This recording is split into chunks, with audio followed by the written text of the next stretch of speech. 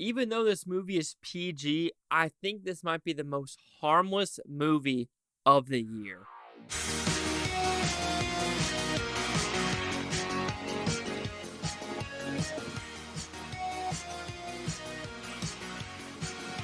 Chase Lehocky here with the Blue Futon reviewing Camp Hideouts, which is about a pretty simple premise. There's a guy at a boys' home, and you know what? He keeps getting into trouble. But to get out of trouble, he has to sneak on this bus to go to a church camp. And shenanigans ensues at this church camp. So, do you like this film? Like I said in the intro, it is the most harmless movie I've ever seen. And it's true. I mean, the acting's fine. The movie is fine. The overall set piece is fine. This is made for a small church group after Sunday special. It is truly made for that. It is harmless. It is the most light Home Alone I've ever seen. There's no language. There's no adult humor. It is all kids level.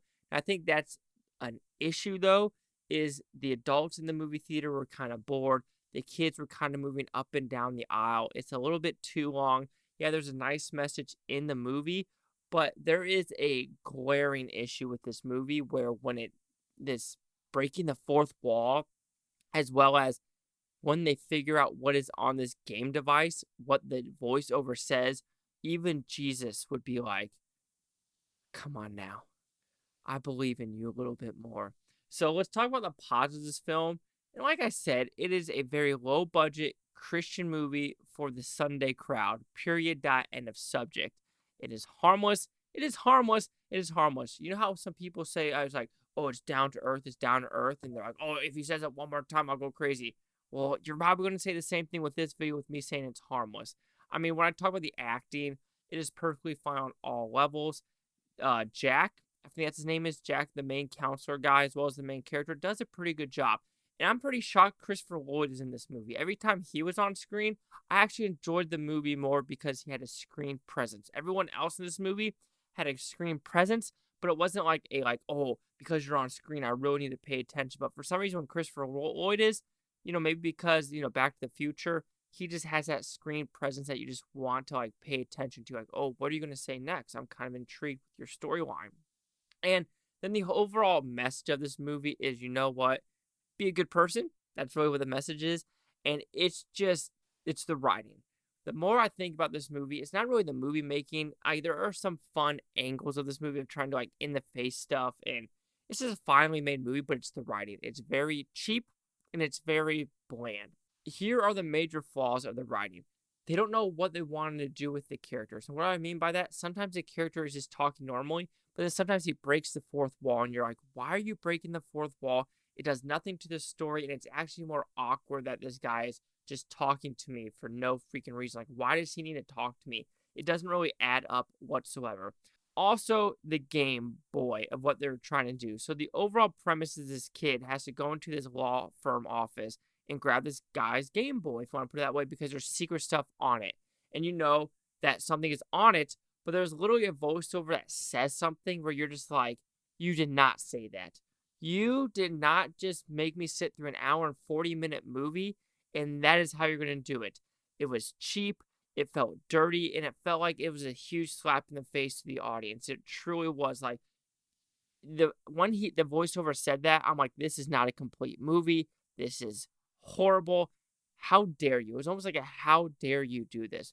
And the third thing is you realize who owns this Game Boy and one of the kids involved with it.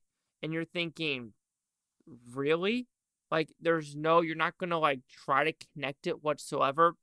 Like I said, it is so surface level. It's kind of insulting to the audience of, us asking questions. Even an adult behind me, there's this mud pit one, and the girl's like, why can the short guy get out but not the really, really tall guy? Like, that is the biggest issue with this film. I could forgive the acting. I could forgive the filmmaking.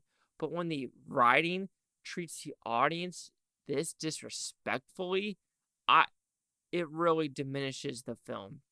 But overall, Camp Hideout, will adults like it? Will kids like it?